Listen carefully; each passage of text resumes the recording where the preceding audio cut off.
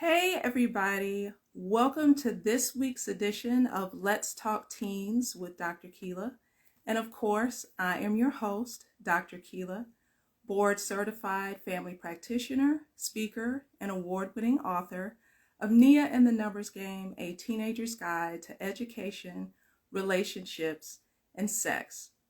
For those of you who have been following me, you know that I've been speaking about teenagers and mental and emotional health issues over the past year. Well, during the month of March, I dedicated all of my Thursdays to interviewing really amazing and accomplished teenage young ladies. And I'm going to do that again today in honor of Mental Health Month, which is the month of May. So today I am going to be speaking with Miss Eli Tyler. She is a true multi-hyphenate.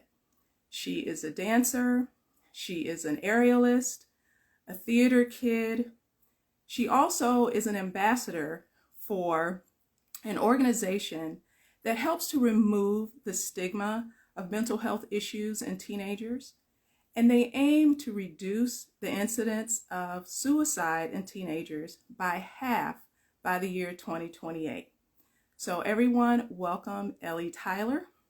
Give me just a moment to bring her on.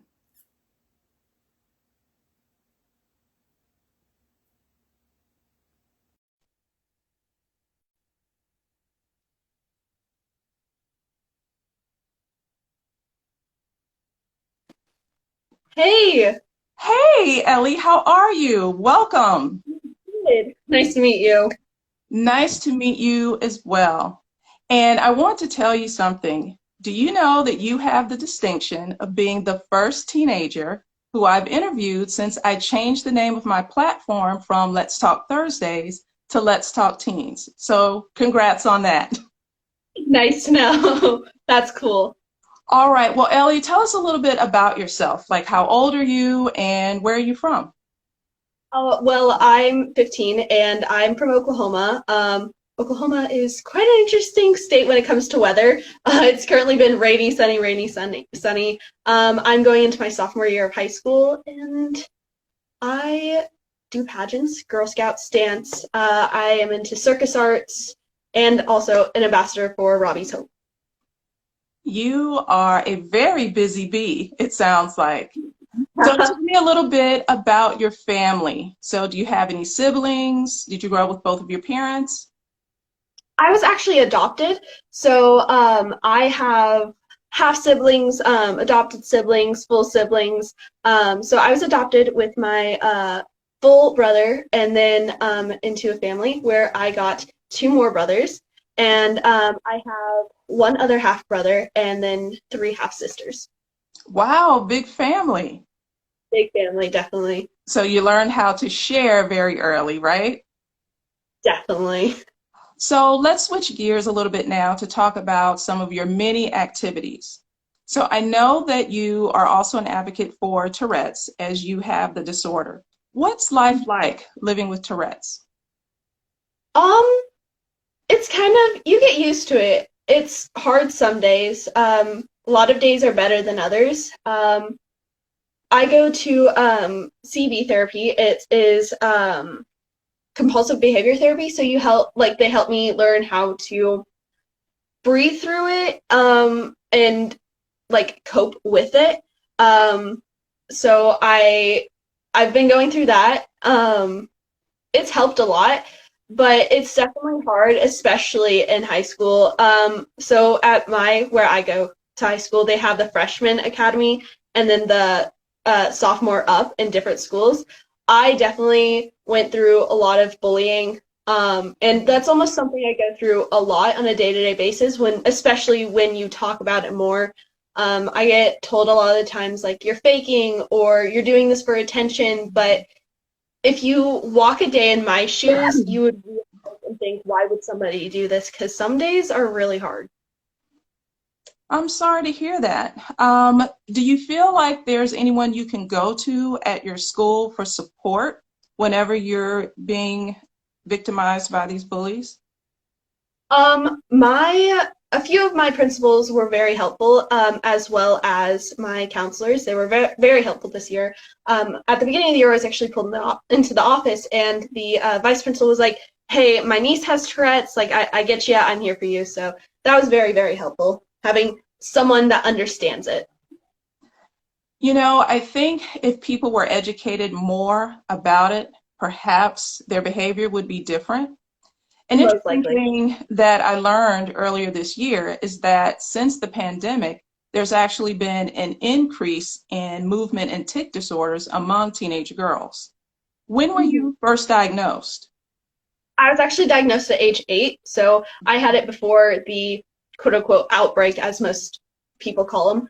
Um, I didn't recently get diagnosed with Tourette's until 2021, but I've always had a tic disorder since the age of 8. So with Tourette's, you have to have a certain amount of vocal and motor tics. Motor tics are like the movements, and then vocal tics are like sounds. There's also a very big stigma around Tourette's. They usually call it the swearing tic, which is actually coprolalia, and it affects only 15% of us that have Tourette's. Um, and I'm not one of them. But I feel like a lot of people think of Tourette's as the swearing disease or things like that. And I think that's because of the way Tourette's is portrayed in popular media. Mhm. I And remember yeah. seeing it on a TV show, I think it was Law and Order, where Mhm. a criminal, the actor was portraying a criminal with Tourette's, and he was swearing at the lawyers when he was being cross-examined. So it's amazing how much that gets into the collective psyche of people, that they associate a particular disease with what they've seen on TV as opposed to educating themselves about it. Yeah. Now, I know that you're an advocate for mental and emotional health. What drove you to do that? Was it Tourette's and experiencing bullying, or was there some other motivation?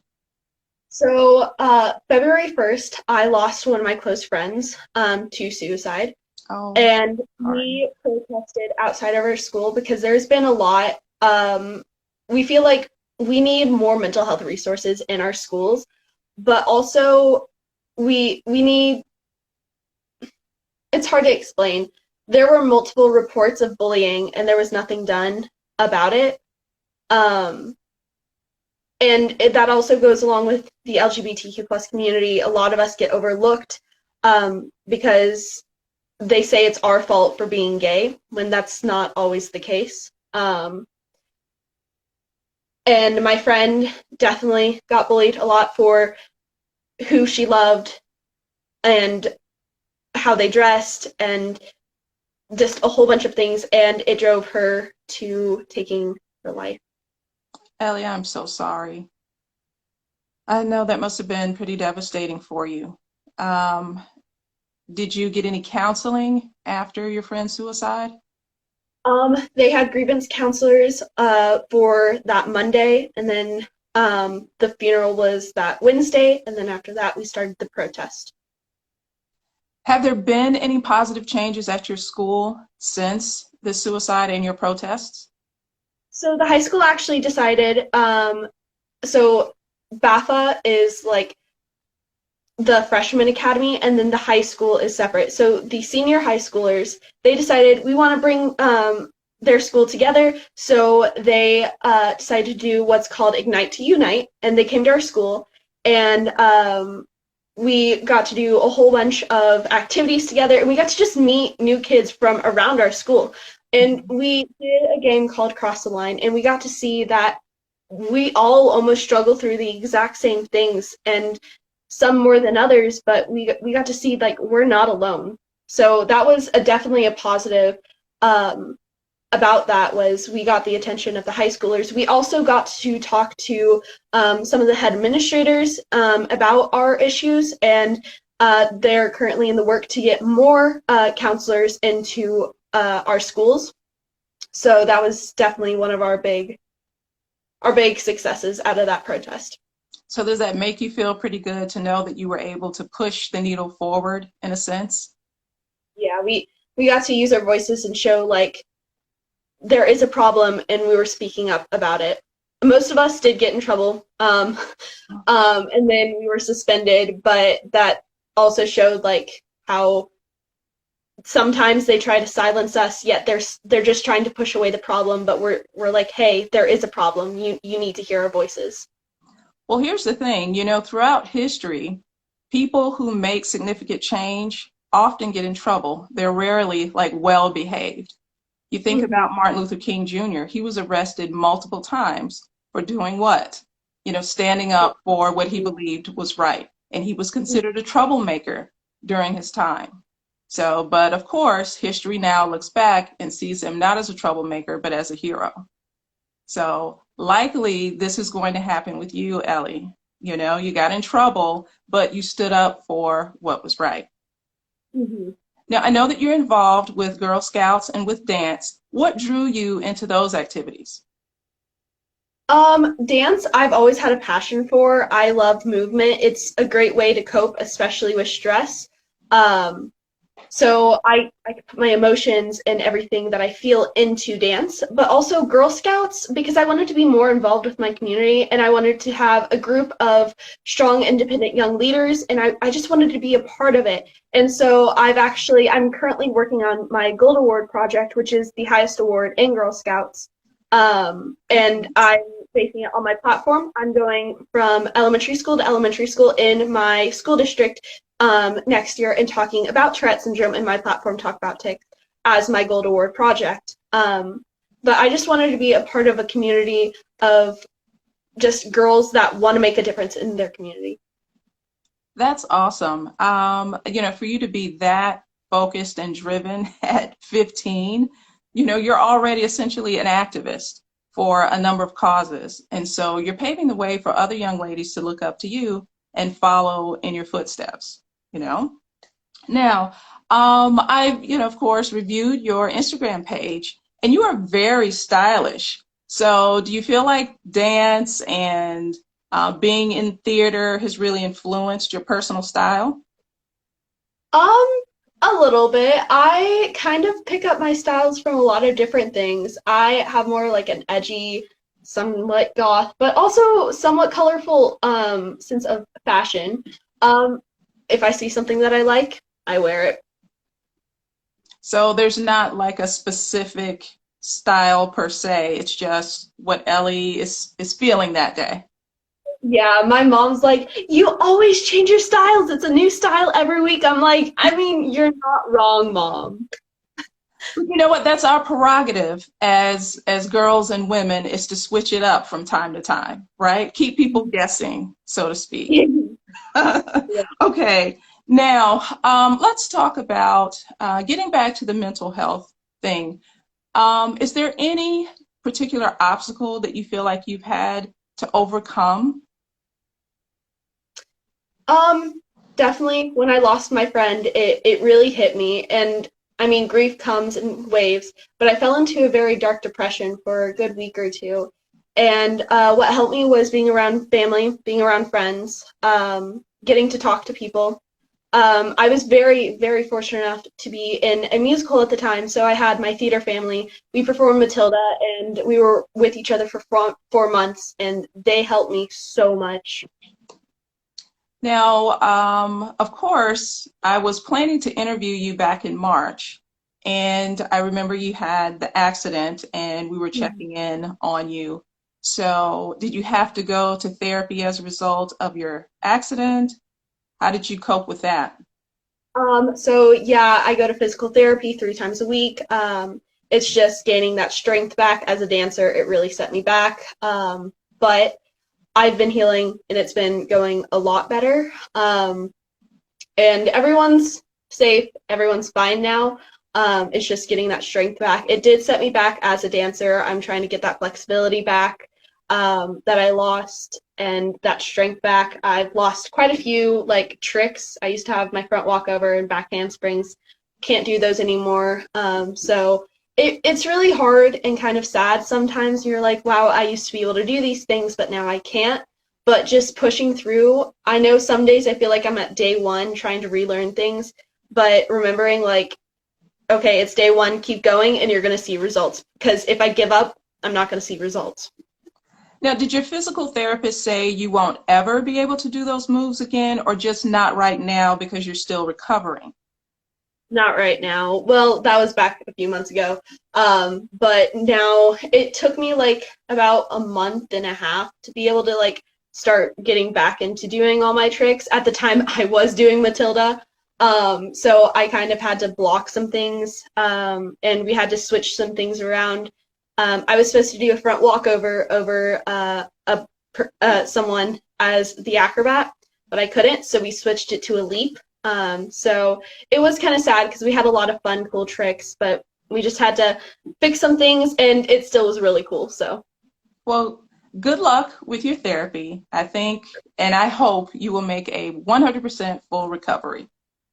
thank you.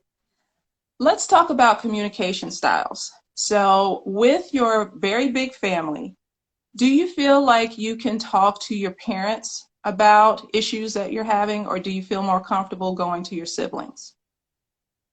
Um, for some things, I feel like I'm comfortable talking to my parents, but then again, some things you have to explain it more, and some things they don't really 100% understand, such as social media. They're not super huge on social media. My mom runs a couple of my social media platforms, um, but it's also hard, especially being bullied on social media or even bullied for having Tourette's. They don't really 100% understand that.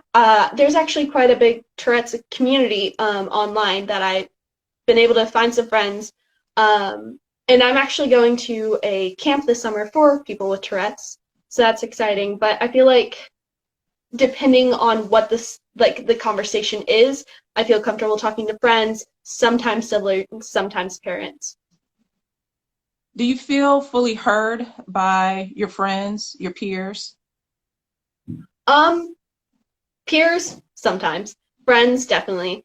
I feel like if the person doesn't care or doesn't like you, they're not going to hear you. They're not going to listen to you. You got to find the people who care. You can't really change everyone's mind. Not everyone's going to like you. So sometimes I do feel heard, and at times I feel very silenced. Um, but it's really at where I am, if I'm in a good place or if I'm not in a great place. And I've never actually had like a great friend group. I've always been called the floater at school, so it kind of like bounces back with friend groups. I'm never like in a set friend group. So What's the reason for that? What's the reason that you're the floater? because I don't when so of course I feel like everyone's school has cliques, but I've never liked cliques because they always have stereotypes. I'm friends with cheerleaders. I'm friends with kids that are more quote unquote emo. I'm friends with just the wrestlers, the football players. I'm friends with everybody because you can't just label someone into a label and think, oh, they're bad because they're a cheerleader. Oh, they're bad because they dress in all black. Right. That's true. You can't judge a book by their cover necessarily. Mm-hmm.